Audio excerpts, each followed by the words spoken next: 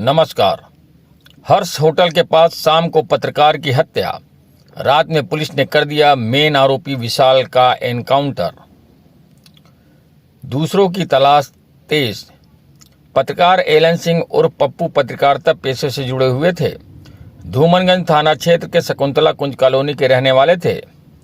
Elon Singh उर्फ पप्पू वहीं परिजन इस मामले में सख्त कार्रवाई की मांग कर रहे हैं। पत्रकार की हत्या के बाद पुलिस ने लगातार दबिश देनी शुरू की। पुलिस की दबिश के दौरान मुख्य आरोपी विशाल से पुलिस की मुठभेड़ हो गई, जहां उसको 3 गोली लगी और पुलिस ने गिरफ्तार कर उसको मेडिकल कॉलेज में भर्ती कराया। समाचार विस्तार से। उत्तर प्रदेश प्रयागराज के सिविल लाइंस इलाके में हर्ष होटल के पास पत्रकार एलन सिंह और पप्पू हत्याकांड के आरोपियों को पुलिस ने वारदात के कुछ देर बाद ही एनकाउंटर में गिरफ्तार कर लिया। पत्रकार पर अज्ञात हमलावरों ने चाकू से 25 वार कर दिया, जिससे वह गंभीर रूप से घायल हो गए थे। इसके बाद उन्हें आनन फानन में मेडिकल कॉलेज के SRN में भर्ती कराया गया, जहां इलाज के दौरान ट्रामा सेंटर में मौत हो गई। फिलहाल हमले की वजह अभी तक साफ नहीं हो पाई है। वारदात की सूचना मिलने के बाद पुलिस अधिकारी भी मौके पर पहुंच गए। शाम को पत्रकार की हत्या, रात में पुलिस ने कर दिया मेन आरोपी विशाल का एनकाउंटर। प्रयागराज में पत्रकार की हत्या को लेकर additional police commissioner doctor Ajay Pal Sharma ने कहा कि वरिष्ठ अधिकारियों ने घटनास्थल का निरीक्षण किया है। एडिशनल पुलिस कमिश्नर ने जल्द आरोपियों की गिरफ्तारी का भी दावा किया। एलन सिंह और पप्पू पत्रकारिता पेशे से जुड़े हुए थे। धूमनगंज थाना क्षेत्र के शकुंतला कुंज कॉलोनी में रहने वाले थे। एलन सिंह और पप्पू के परिजनों ने इस मामले में सख्त कार्रवाई की मांग की है। पत्रकार की हत्या के बाद पुलिस ने लगातार दबिश देनी शुरू की। पुलिस की दबिश के दौरान मुख्य आरोपी विशाल से पुलिस की मुठभेड़ हो गई। मुठभेड़ में मुख्य आरोपी विशाल के दोनों पैरों में 3 गोली लगी। घायल विशाल को SRN अस्पताल के ट्रामा में भर्ती कराया गया है। पत्रकार एलन सिंह पर हुए हमले में विशाल के एक और साथी का नाम भी सामने आया है। पुलिस की टीमें दूसरे आरोपी की गिरफ्तारी के लिए दबिश दे रही है। इसके अलावा पुलिस 2 और संदिग्धों को हिरासत में लेकर पूछताछ कर रही है। Additional police commissioner doctor Ajay Pal Sharma के मुताबिक साक्ष्यों के आधार पर आगे की विधिक कार्रवाई हो रही है। एडिशनल CP के मुताबिक एक दिन पहले पत्रकार एलन सिंह के आरोपियों से विवाद हुआ था। विवाद की वजह भी पुलिस पता लगाने में जुटी है। उनके मुताबिक पीड़ित परिवार के साथ हमारी पूरी सहानुभूति है। सरकार की ओर से पीड़ित परिवार को हर संभव मदद दिलाई जाएगी। उन्होंने कहा कि इस मामले में भी कानून के तहत सख्त से सख्त कार्रवाई की जाएगी। गुरुवार देर शाम सिविल लाइंस इलाके में हर्ष होटल के पास पत्रकार पर जानलेवा हमला हुआ था। मेडिकल कॉलेज के SRN अस्पताल में इलाज के दौरान पत्रकार एलन सिंह की मौत हो गई। पत्रकारिता जगत में शोक की लहर। अब ये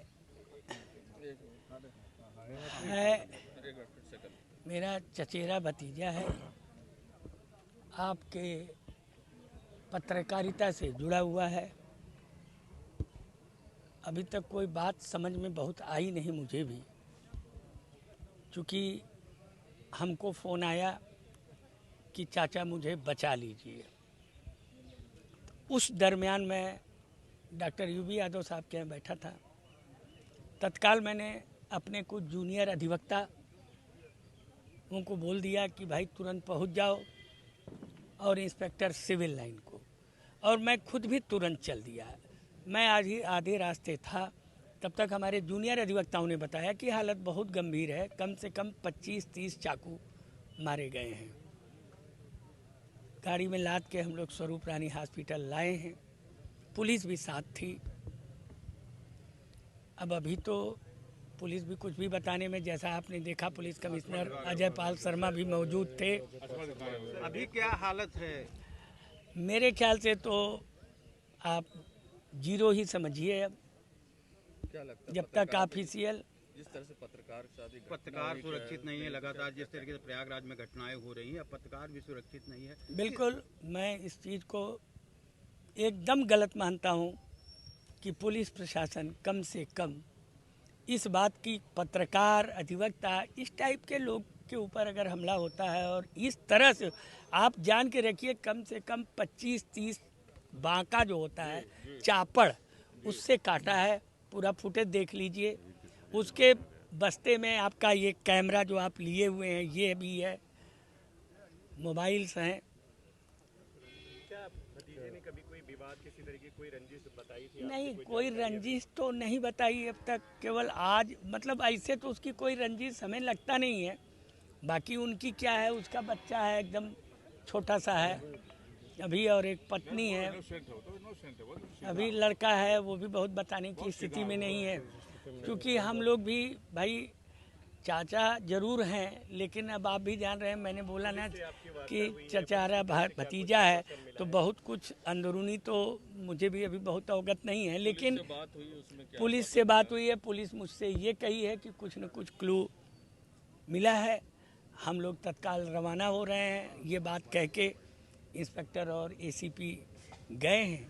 अब बाकी तो आपके एक पुलिस कमिश्नर आए ही थे, वो अपनी नहीं, मेरा तो ये है कि भाई कम से कम एटलीस्ट जिसने ये घटना घटाई उसे तत्काल अरेस्ट किया जाए और फिर कानूनी कार्रवाई किया जाए, क्योंकि अभी तो फुटेज होगा, तमाम चीज़ें होंगी, उससे भी देख सकते हैं कि कौन आदमी चापड़ लेके। किस तरीके से एक पत्रकार पर हमला बहुत हुआ जघन्य है, ये जघन्य अपराध है। पत्रकार, प्रयागराज की कानून व्यवस्था को क्या? मैं वकील भी हूँ, मैं इस हाई कोर्ट का महासचिव भी रहा हूँ, इस हाई कोर्ट का अध्यक्ष भी रहा हूँ, मैं हर चीज़ से अवगत हूँ। रात में अब निकलना सुरक्षित रह गया है, काम हो बिल्कुल सकता है। अब अगर ये स्थिति है तो आप भी समझ ही रहे हैं कि बहुत कुछ अभी कहने की स्थिति में नहीं है, लेकिन जहाँ तक उसके स्थिति का सवाल है तो आप जीरो मान के चलिए कि जी। ये कोई घटना कारित की गई है, इस पूरी घटना में अभी तक क्या चीजें सामने आई हैं और किस तरीके से वर्कआउट कर रहे हैं? ये आज दिनांक 23 अक्टूबर को शाम को हर्ष होटल के पास में ये घटना की सूचना प्राप्त हुई थी कि एक व्यक्ति लक्ष्मीकांत उर्फ पप्पू, जिनके ऊपर कुछ बदमाशों के द्वारा हमला करके धारदार हथियार से उनको घायल किया गया, जिसके बाद उपचार के लिए उनको तत्काल SRN हॉस्पिटल लाया गया, जिसमें उपचार के दौरान जो घायल थे उनकी मृत्यु हुई। और इसी में जो वहाँ घटनास्थल से साक्ष्य कलेक्ट किए गए, जो विटनेसेस थे या आसपास लोग मौजूद थे उनसे बातचीत की गई और तमाम जो सर्कमस्टेंसेस थे उसकी जानकारी की गई। तो ये ज्ञात हुआ कि आरोपी विशाल के द्वारा ये घटना कारित की गई अपने कुछ सहयोगी के साथ में। फ़िलहाल जो मुख्य आरोपी था विशाल, उसके द्वारा खुलदाबाद क्षेत्र से मछली बाज़ार से ये चाकू खरीदा गया था, जिससे उसके द्वारा मृतक पर धारदार हथियार से उसी चाकू से हमला किया गया था। और फ़िलहाल दबिश में जो विशाल है आरोपी, उसके पुलिस मुठभेड़ में उसको अरेस्ट किया गया है और मुठभेड़ में उसके 3 गोलियां लगी हैं उसके दोनों पैरों में और फ़िलहाल उसको हॉस्पिटल में एडमिट करवाया गया है। और आगे जो साक्ष्य हैं एकत्रित कर विधिक कार्यवाही की जाएगी, मजिस्ट्रेट के सामने पेश कर आगे रिमांड लिया जाएगा। इसमें अभी तक जो है एक जो मुख्य आरोपी है विशाल की शामिल होने की बात सामने आई है, उसके एक और सहयोगी की भी शामिल होने की बात सामने आई है, जिसके संबंध में पुलिस टीम के द्वारा दबिश दी जा रही है। और इसमें 2 और भी जो सस्पेक्ट हैं उनको भी अभी फ़िलहाल कस्टडी में लेकर के उनसे पूछताछ की जा रही है। और ये जानकारी हुई है कि पिछले दिन जो मृतक हैं उनका और जो आरोपी हैं उनके बीच में किसी बात को लेकर विवाद हुआ था, जिस चीज़ की अभी जानकारी ये मतलब अभी तक ये प्राइमा फेसी इन्फॉर्मेशन है। इन सभी तथ्यों की अभी पड़ताल की जा रही है, वेरीफाई किया जा रहा है और जैसे साक्ष्य निकल करके आएंगे उनको संकलित करते हुए आगे जो है अग्रिम विधिक कार्रवाई की जाएगी। जैसा कि मैंने बताया कि एक दिन पहले इनका किसी बात को लेकर के झगड़ा हुआ था, किस बात को लेकर के झगड़ा हुआ था उसकी जानकारी की जा रही है, बट ये कंफर्म हुआ है कि इनकी आपस में काफ़ी ज़्यादा कहासुनी हुई है और फिर आज वहाँ पे ये घटना विशाल के द्वारा ये कारित की गई है अपने सहयोगी के साथ। ये वो जो भी हमारा जो विधिक कार्रवाई है उसको पूरी तरह अमल में लाया जाएगा। हमारा डेफिनेटली ये दुर्भाग्यपूर्ण घटना है, हमारी सहानुभूति पीड़ित के साथ में है as a department, as a government organization, और पूरी तरह से हर संभव सहायता प्रदान की जाए। देखिए पूरी तरह से दिन रात पुलिस विभाग के द्वारा दिन रात एक करके यहाँ इंश्योर किया जा रहा है कि सभी जो जनपदवासी हैं उनको सुरक्षित माहौल मिले और अगर किसी के द्वारा कोई भी अपनी सीमा का अतिक्रमण करेगा कानून व्यवस्था के साथ में।